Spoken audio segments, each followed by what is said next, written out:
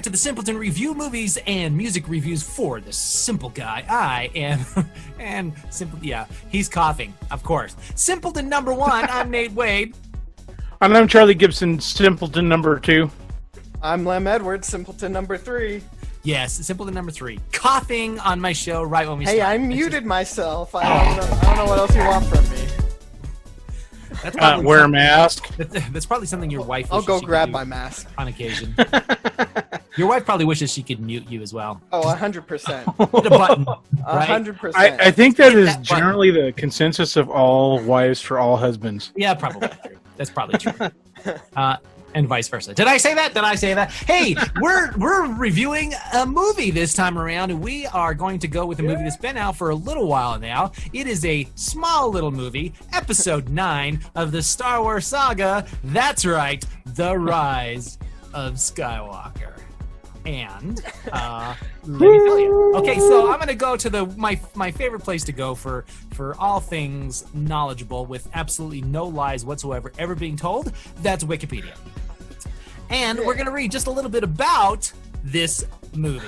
Okay, so most of you guys might know about this movie. You may have heard of Star Wars before. You might know about Luke Skywalker in passing. Spoiler alert. Right?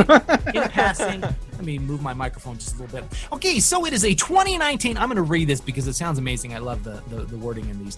It's a 2019 American epic space opera, co-written, produced and co-written and directed by J.J. Abrams. And most people would think that he died and went to hell after he directed this movie, or before he directed this movie. It's the third installment of the Star Wars sequel trilogy following The Force Awakens and The Last Jedi, and the final episode of the 9-part Skywalker saga. At least that's what they tell us. It was produced by Lucasfilm and Abrams' production company Bad Robot, and was distributed by Walt Disney, of course. And the film's ensemble has Carrie Fisher, Mark Hamill, Adam Driver, Daisy Ridley, John Boyega, all those fancy people. It follows Rey, Finn, and Poe as they lead the Resistance film against Kylo Ren and the First Order. Let's see. Let me see how much it made. Let's figure out how much this movie made and see if it was something that actually somebody likes. Okay. It had a budget of $275 million. That's freaking huge. I remember Pocket change. Oh my gosh, I remember back in the day. change, They okay. thought it was. Remember when Waterworld came out, Charlie? You remember that? Oh yeah. and they made such a be big deal about how much that movie cost. Do you remember how much Huge that movie budget. cost? It was like $80 million. That was like one of the most expensive movies ever made at that point. Was Waterworld. And actually, I didn't think it was that Absolutely bad as horrible. everybody made it out to be. Did you? No, it's okay. Yeah, it was okay. I mean, it wasn't great. It had a decent story. It wasn't a great movie, but Right. it's definitely worth a couple hours. Right. Okay. So are you ready? Are you ready for how much this movie that everybody seems to pan, how much it's made? You ready? So, okay, here it goes. The Rise of Skywalker has grossed $515 million in the United States and Canada. And $558.9 million in other territories, and a worldwide total of $1.074 billion. Boy, that just totally paid the production. You know what? So for as terrible of a movie, Merchandising, where all the money from the movie is made. Yeah, that's That's true. right. That's right. So look, everybody, it's panned this movie. Rotten Tomatoes, it has a 43%. No, it has a 51% audience score. I'm not sure what the critic score is. It's 51% audience score. Is that correct? It's probably less on the critic score. Yeah, probably. So. I think that is the critic score. The audience score is 86%. Oh yeah, That sounds more accurate. Audience liked it. All right, there you go. That's it. So here's this guy, Richard Roper. He reviews for the Chicago Sun-Times, which is a pretty big movie critic place. I think that's where Siskel and Ebert was from. At least one of them. I think Roger Ebert was from Chicago Sun-Times. I could be wrong. He gave the movie 3 out of 4 stars, writing, "It rarely comes close to touching greatness, but it's a solid, visually dazzling, and warm-hearted quality filmmaking." Okay? So there's some people out there that actually like it. The critics liked it. I don't know what that means. Look, I agree with him. I thought the movie is visually stunning, as is pretty much every Star Wars movie. Every Star Wars movie, visually stunning, right? Some of the fighting sequences in The Rise of Skywalker were Cool. Now I got to say, my kids that are still living in this house, I've got 3 of them. Hated it.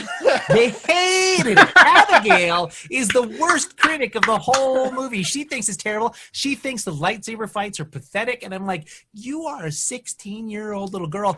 What gives you the right to judge these movies so harshly? She's like, I've seen them play swords with the Christmas wrap. Come on. She said, you made us watch all the movies, so I have every right to judge them. A point. Okay. All right. You grew us up on that. She's got a point. All right, so let's start with you. What is your thoughts on The Rise of Skywalker? So I will give it is visually appealing, and the music, as always, is great. I love the music. But for me, especially like the first 20 minutes felt kind of rushed, kept jumping between the 3 storylines. And for me, that was hard to deal with. Once it kind of mellowed out towards the middle, that was okay. But there was that whole bit where Rey and Solo, I forgot his first name all of a sudden. Solo? You mean Kylo Ren? Kylo, yeah. Kylo Ren and Rey like kept force FaceTiming each other. That was kind of goofy to me. Force FaceTiming each other? That's what That's awesome. You got to admit that fight scene where they kind of like jump back and forth into the 2 settings was pretty cool. Oh yeah, that was neat.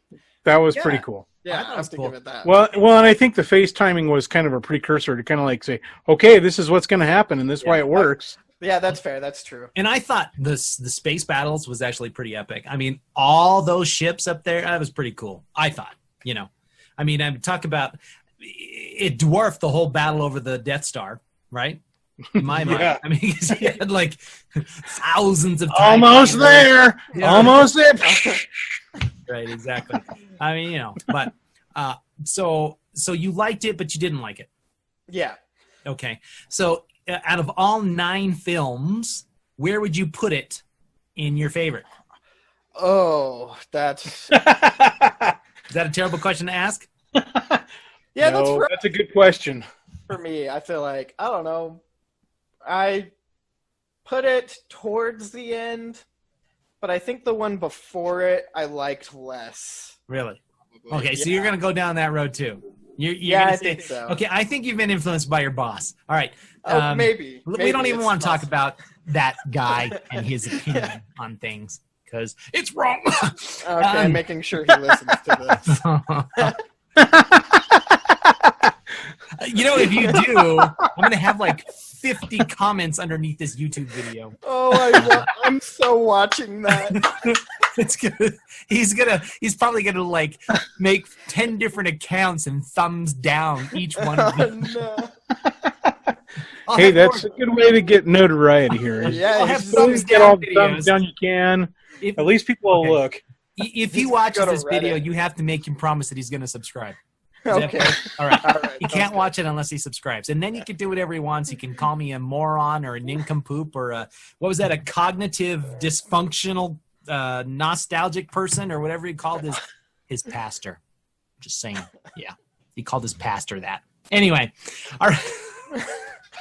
Okay. Charlie, what about you? What was your thoughts on the last Skywalker? It played out like a music video to me. I mean, it jumped from place to place to place to place. The whole goal was it kind of reminded me of like a kid's like adventure video where it's like, well, we need, actually a lot of anime seems to follow a lot of the same patterns where it's like, oh, we had this idea, but it needed to do this, and this first. I mean, that's how their series seems to go on for a long time. So maybe kind of like, do you know who Spike Jonze is? Yes. So maybe kind of like something that he would put together? Yeah, it could be. I mean, that would be the fluid flow of the thing, but it because it had to fit in such a time constraint that it just kind of like jumped. Yeah. I froze over here. Am I froze on your screen? Yes, you're froze. You got nice. a really goofy face going Let's on. see. Let's see if I can fix this. Hold on. I'm having I bought a webcam, but right now I'm using my Nikon to do this video again. Oh no! And so let's see if I can get myself back up.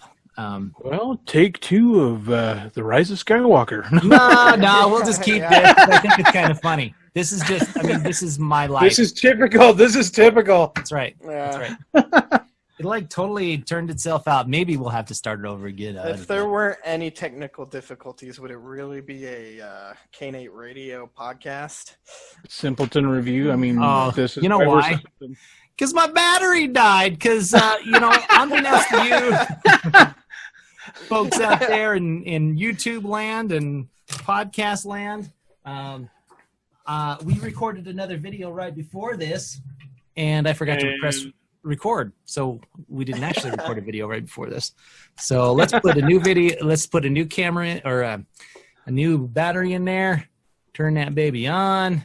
Let's see. Oh, there it is. Do we win? Yeah. Do we see his face? Okay, let's see. Should be turning on here. Oh, is it coming? Here we go. Oh, There let's see if I can put myself in focus a little bit. Yeah. Hopefully next time we do this, I'll have a, does that look like it's in focus? Not really, huh? It's still like a little pixelated, so. How about that? Yeah, I'm pixelated down at the bottom, but I'm not going to worry about adjusting that while we're doing this. How does that sound? Sounds good. Okay. You know what? This is the fun part about Simpleton. It's a Simpleton review, and so there's simple people doing a simple podcast, and we mess up. That's the way it goes. This is just like old K8 radio times, right? Exactly. That's right. That's what makes it so special. All right. So where were we? Oh, yes, Charlie. Yes, you were telling me how awesome you thought the movie was. Yes, awesome. No, I thought it was fun to watch, but at the same time, it flowed like a J.J. Abrams production. I mean, it was really pretty, really well put together, but he needs better writers, like almost every time. Yeah. Like if he had a better staff, it would be good. Yeah. Because he's got like limitless production quality, but they fall flat. They almost always do, and it's sci-fi too, so they're always gonna like play it out, get the long play going, and then get to the ending, and then it's like, okay, now we got to make the budget and make it fit in the time frame. Okay, let's do this. Done. Fair enough. All right. Well, yeah. So I thought we'd hammer this a little bit harder than we have. So I will be in the nostalgic camp right now. Okay, and I will say I don't think it was that bad. I mean, it was still a Star Wars movie. Yes, it could have been bad, but I mean, it was like he was trying to salvage what was the fiasco of the Last Jedi, right? And look, I didn't even actually think the Last Jedi was that bad either, honestly. But it is what it is, and maybe.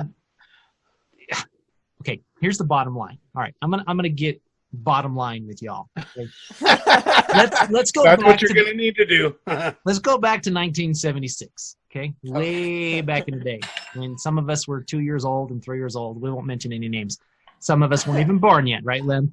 Okay. Yeah, I didn't need this. So this little movie called Star Wars came out, and it had very little fanfare.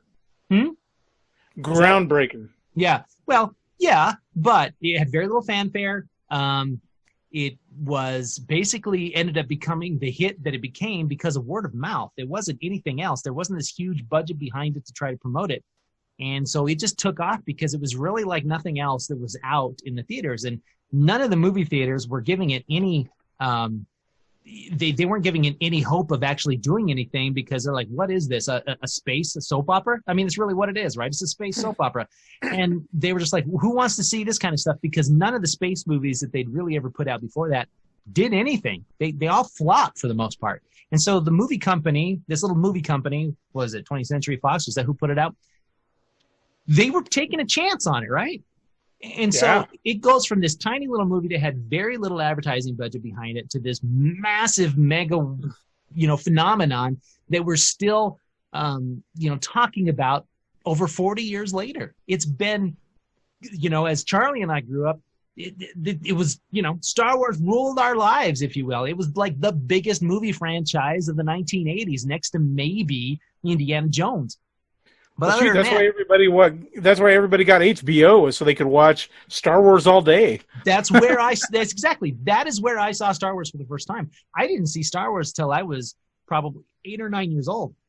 You know, when it came on HBO, and I had to go over to my friend's house to go see it because I didn't have HBO. But, you know, we all played it. Who didn't play Star Wars out on the playground during recess when we were kids, right? I mean, you got on your swing set, and what was your swing set? It was an X-Wing fighter, right? Heck yeah. I mean, every kid in the 1980s did that kind of a thing. So it just became this worldwide phenomenon, the toys, the marketing. It was the first movie to really push this whole, you know, marketing campaign around the movie, you know, to the forefront, toys and cereal and anything else they could think of. It was the first movie to ever do that. So we're looking back at it from hindsight, and we're seeing these movies. And if you just stop and you look at Star Wars, as the movie itself, I'm talking about A New Beginning here, Star Wars, the first one, or episode 4, however you want to look at it. It's not that good, okay? The storyline is weak. It's got terrible dialogue, right?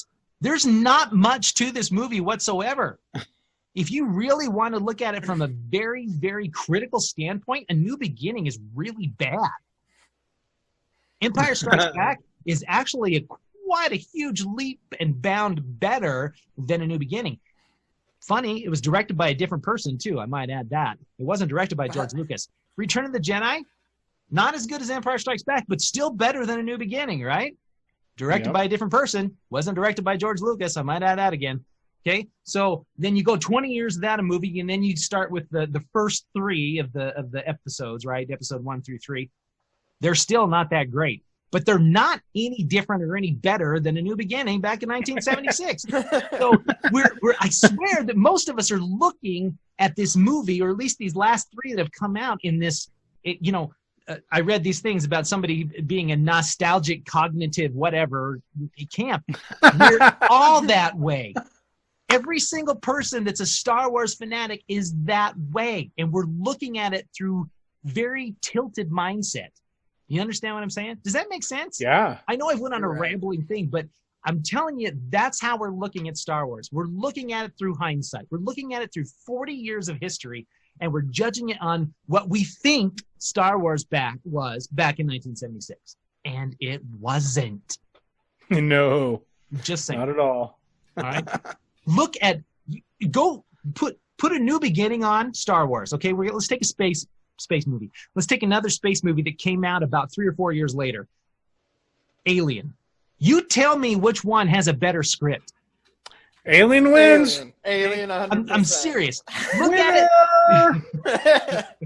Look at it purely through a critical standpoint, and you tell me which one is a better movie. Alien, hands down. I'm just saying. It's a good movie. Yeah. But I can't argue with the groundbreakingness of Star Wars: A New Beginning. It was. Nobody had seen anything like it on the movie. The special effects were phenomenal. They still hold up. I mean, they really do. You know, they didn't have computer animation in 1976. Everything was model-based, and you still look at it to go, how did they do that? Don't you? At least I do.